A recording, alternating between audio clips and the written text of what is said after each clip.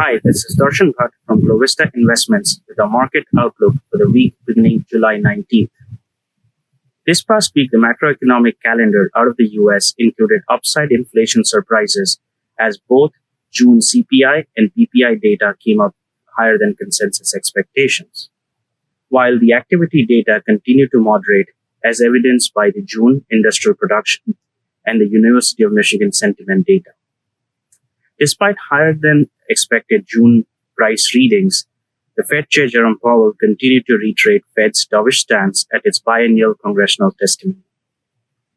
Meanwhile, the activity data out of Asia continued to be resilient as evidenced in several releases, including the June core machinery orders, the June industrial production out of China, June retail sales, as well as the Q2 GDP out of China.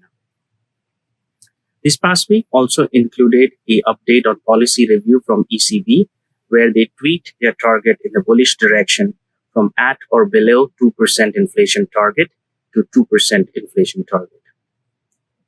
This past week also included the beginning of the Q2 earnings season in the US, where although the reported numbers were strong, the quality of earnings, especially from the US large cap banks, left much to be desired, as most of the beats were primarily driven by reserve releases and the loan demand and net interest income growth momentum came out below expectations. From a market perspective, the investors focused on moderating growth as well as bullish commentary coming out of Fed Chair Jerome Powell. The US fixed income, as represented by the 10-year rates, declined by 6 basis points, the yields declining to 1.29%.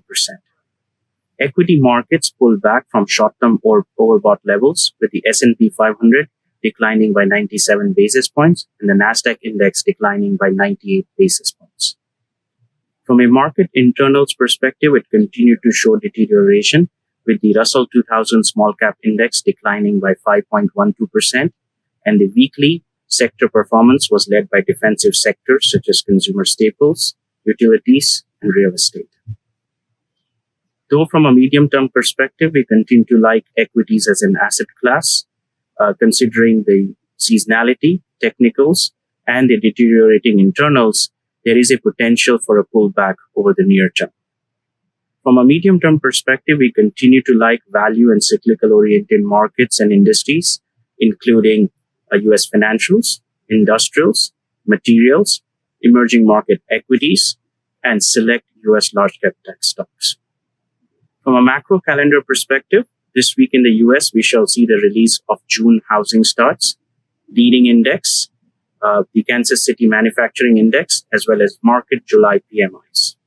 Out of Japan, we will see the trade balance, the June CPI, as well as the July PMI indices. Out of Europe, macroeconomic releases include the French business confidence, as well as the PMI indicators for July for France and Germany. Thank you for listening and have a wonderful week.